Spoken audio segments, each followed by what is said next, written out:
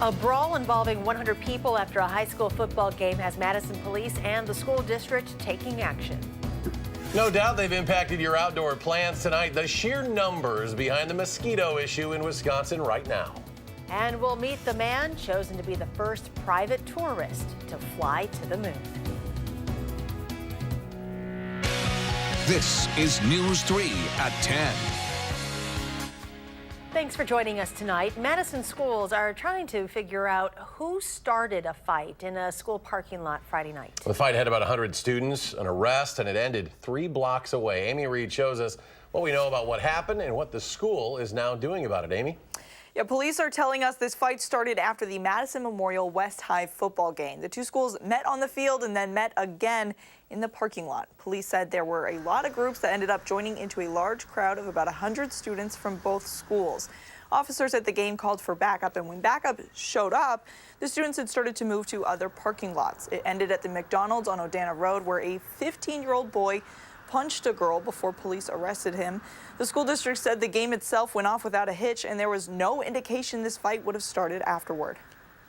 These things do happen from time to time. We do provide staffing at the games. The games are historically very safe. They're great times for the kids to get out and get together. Bala said the game was staffed with the appropriate amount of faculty and officers, but if a game ever feels like it'll cause more trouble, Madison police can send down more officers to help out. And the school district said since the worst of the fight happened off school grounds, there's not much they can do, but if they find out who was breaking school policy on school grounds, they could be punished. But right now they haven't found anyone since they said no faculty saw it start. Amy Reed in our news center tonight. Amy, thank you. 911 lines are operational once again tonight in Adams and Juneau counties after being down for about 6 hours.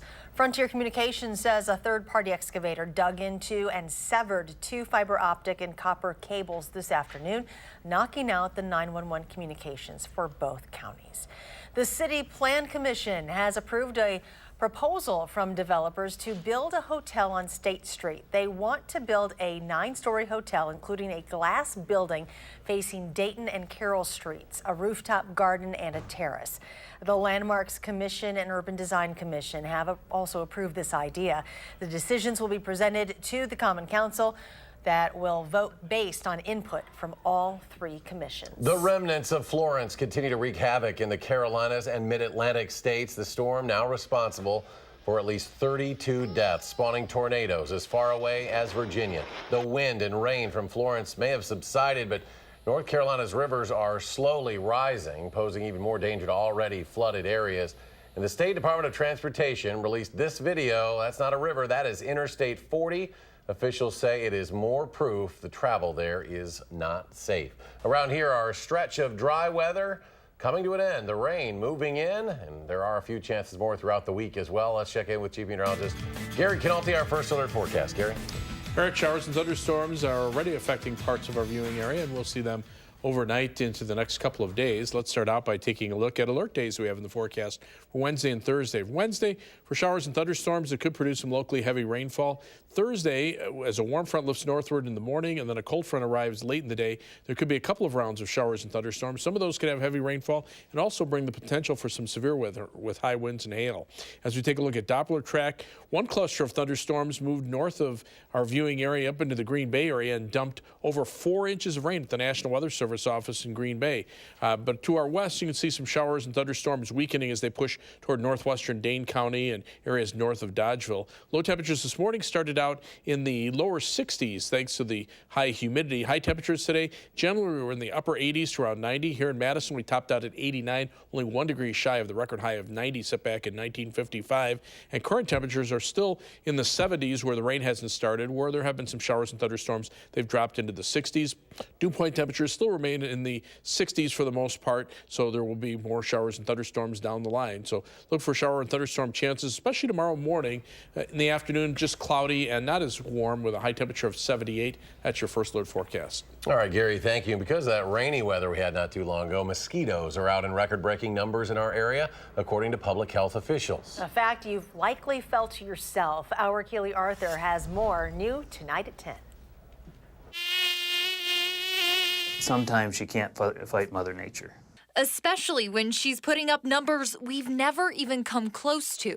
Our worst year prior to 2018 was, for September was 2016, and that was all of 200. This year, using the same exact measuring system, it's 25 times that. The week of September the 7th, we were finding on average 5,000 mosquitoes per trap night. It's crazy. Even crazier, the time of year. Remember, it's September 17th. This is a really unique year. I mean, we have, data from 2012 through 2018 on this chart. And, you see every year except for this one, things really get low. Posing a unique problem for Public Health Madison and Dane County, which is in charge of spraying for mosquitoes. Last Friday was our last treatment for the season. Staff members have moved on to other duties, and Supervisor John Hosbeck says these mosquitoes don't pose a public health threat. We're seeing, as properly named, floodwater mosquitoes showing up, the Aedes vexans, the Aedes trivitatis. And these are mosquitoes that drive us nuts all season long. Generally in this area, they're not typically carrying disease. But if you feel like these bugs are affecting your mental health, most homeowners are at wit's end. you can call in the professionals. We've been working 6 days a week, full days, just trying to get everything done that we can. One treatment costs about $300 and lasts 3 weeks, about as long as Hosbeck says the mosquitoes will live. Through September. So what should you do? Well, that really depends on how long you can keep this pesky problem from getting under your skin. That's Keely Arthur reporting. Something you can do to help eliminate mosquitoes from your area. Get rid of all that standing water around your property. Of course, make sure to wear insect repellent and long sleeves. I'm now itchy. Madison police are reminding folks to lock their car doors at night. They just started a new campaign going around and placing report cards on vehicles. They say if you leave valuables in plain view, if the door is unlocked or window is open, then the officer marks failed. Hopefully yours is one that is marked pass. They say this is nothing other than educational, so you can help them reduce crime in our community. The Jefferson County Health Department is offering free flu vaccine clinics this fall at several school districts. Usually the health department cannot vaccinate children who have private health insurance that covers vaccines. However, due to this being a, quote, mass clinic exercise, all children, regardless of insurance, can receive the shot for free. They will be held in Waterloo, Johnson Creek, Palmyra, Fort Atkinson, Cambridge, Jefferson, and Lake Mills. The dates are right there on your screen. The department says only the injectable vaccine will be available. The nasal spray will not be. New tonight in political headlines, President Trump is escalating the trade war with China, imposing a 10% tariff later this month on another $200 billion in Chinese goods. That'll increase to 25% by the end of the year. This is the third and largest round of tariffs announced this year by the president. China has previously vowed to retaliate. The woman who has accused Supreme Court nominee Brett Kavanaugh of attempted sexual assault when they were teenagers will be heard in a public hearing next week. Public testimony is expected to happen Monday when both Kavanaugh and his accuser, Christine Blasey Ford, will be heard in the Senate Judiciary Committee's hearing. Kavanaugh has continued to deny the allegations, and President Trump says he is sticking with him, but did call for the Senate to complete its work. Also new tonight, SpaceX says a Japanese billionaire will be the first passenger to ever take a private trip around the moon. During his announcement today, Yusaku Mizawa says he will invite 6 to 8 artists, architects, designers, and other creative people on the week-long journey. The 42-year-old entrepreneur says he wants his guests to be inspired to create once they return to Earth. Well, Madison is the best city in the country to raise a family. That is according to rental website Zumper. Citing a low average commuter time, an unemployment rate of 2.1%, and a low high school dropout rate, Madison scored an A+ grade in the rankings. Lincoln, Nebraska, Lexington, Kentucky, Boise, Idaho, and Tallahassee, Florida rounded out the top 5, and this list was printed in the New York Times. Still ahead tonight after nearly 2 weeks of much-needed dry weather. The rain is moving in. Gary has his full forecast in just a few minutes. But first, a News 3 exclusive. We'll meet the wrestlers who won't let their gender keep them off the mat.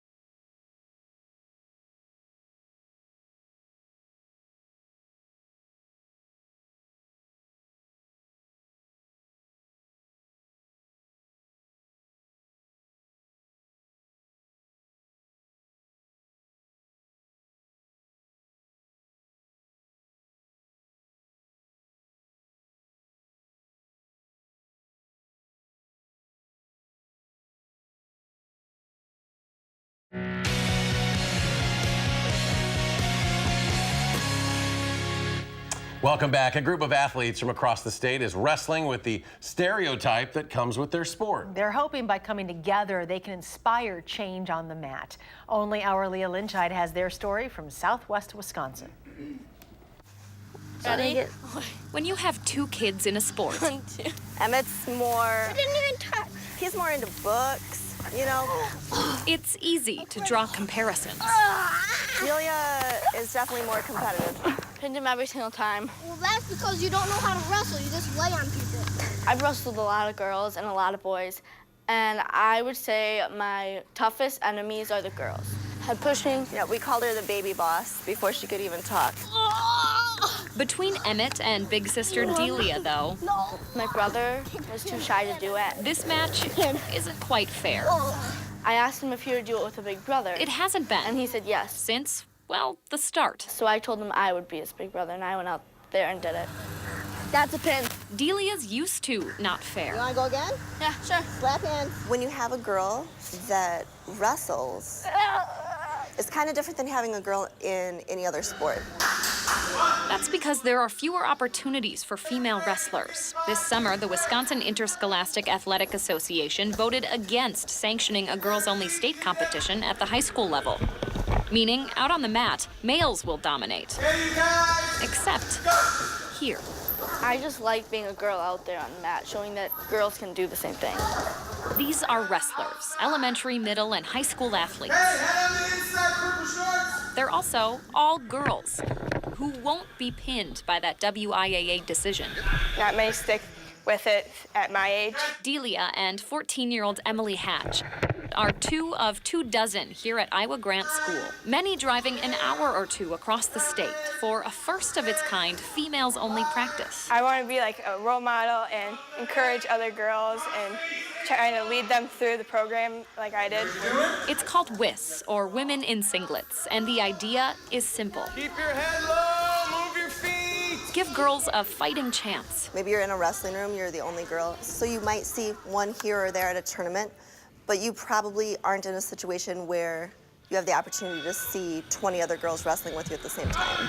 A monthly meeting might not change state rules just yet, and maybe that's not fair. Girls can do it too, and it's not just boys that can do it.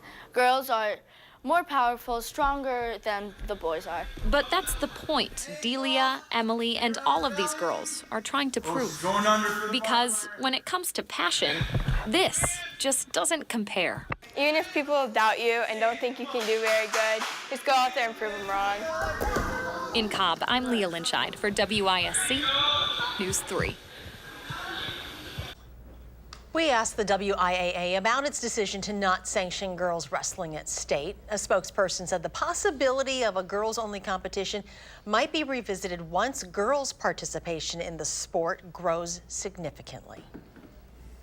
Chief Meteorologist Gary Canalti joining us now, and it has been a dry stretch, but that is changing across Wisconsin. Yeah, already tonight we've seen some really heavy thunderstorms well up to the north of us. A couple of the storms clipped the northern parts of our viewing area, and we'll see some more here overnight. But take a look at this. This is the 24-hour precipitation estimate in northeastern Wisconsin. The National Weather Service office in Green Bay just this evening has picked up 4.29 inches of rain. So they've got some flooding issues already in the Green Bay area, and a flash flood warning is in effect for parts of Brown County until 10:45.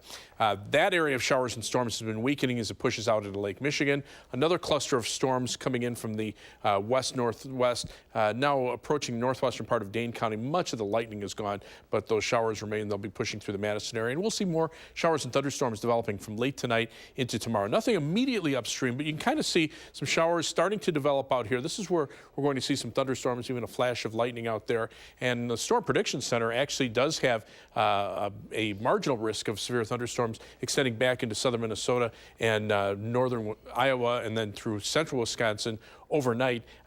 Gusty winds and hail, the main threats. They're having a couple of strong thunderstorms, mainly just north of our viewing area. I'm not looking for much of any severe weather tonight, but we do have alert days in the forecast for Wednesday and Thursday. Wednesday, mainly just heavy rainfall in some of the showers and thunderstorms. Then Thursday, a warm front will lift northward in the morning, bringing a round of showers and storms. And then late in the afternoon, a cold front will start approaching from the west, and that could bring another round of showers and storms. In between, we could get some sunshine that would warm temperatures up to around 80. That might make the atmosphere unstable enough for a little better chance for some severe weather, with high winds and hail being the main threats. Live view from the Edgewater Skycam in downtown Madison. Don't have the rain here yet, and haven't seen much in the way of lightning out to the west of the station.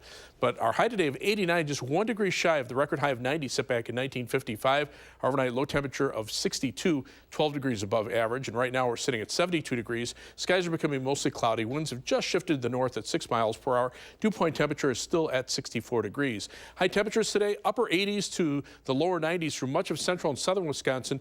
But Superior didn't get out of the 60s, and that's because there was a cold front already pushing into the northwestern part of the state, and now that front is right about through the Madison area. And just showed you the winds shift around to the north here in Madison, so the front just through the Madison area to our north and west. Temperatures have dropped into the 60s. The air starts to dry out in northern Wisconsin, but still pretty humid in central and southern parts of the state. And you can see the winds now shifting to a northerly direction. That contrast zone, the front just past Madison. But as we look at weather track, these showers and storms are right along the jet stream, and we'll see more showers and storms off and on for the next couple of days that jet stream stays right in our area. So overnight, look for mostly cloudy skies. There'll be mild, some scattered showers and thunderstorms. Low dropping to 64. Tomorrow's high at 78, so not as warm as today. We'll see the best chances of showers and thunderstorms in the morning. Then much of the day may be rain-free. Future track shows the showers and storms that are north moving out, and then another round late tonight into tomorrow morning. Those move on through, and then during the day on Wednesday, we could see just generally cloudy skies with more showers and storms arriving late Wednesday night into Thursday. And then the precipitation potential, these numbers are just crazy. I think the computer model might be on the fritz there. But generally, we could be looking at about 1 to 2 inches of rain with some localized amounts in excess of 3 or 4 inches and heavier thunderstorms through the end of the week. Now, as we take a look at the 7 to 10 day forecast, look for, again, shower and thunderstorm chances through Thursday. Those will end early on Friday. Then the weekend should be dry with temperatures in the lower 70s. Temperatures back up to around 80 with some more shower and thunderstorm chances toward the middle of next week. All right, Gary, thank you. You're welcome. An historic night again for Christian Yelich. Highlights from Miller Park. Next in sports.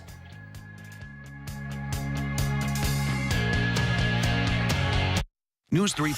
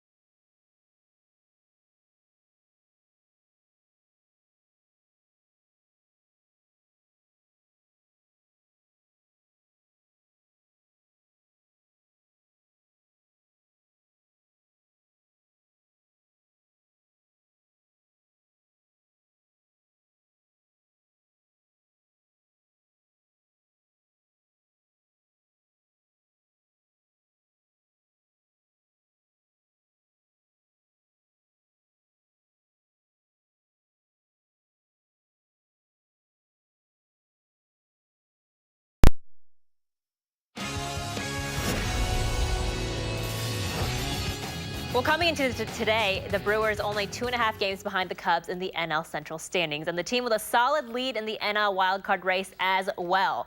Brewers hosting the Reds tonight, already up 1-0 in the 5th inning. Domingo Santana pinch hitting for the 2nd day in a row. Also homers for the 2nd day in a row.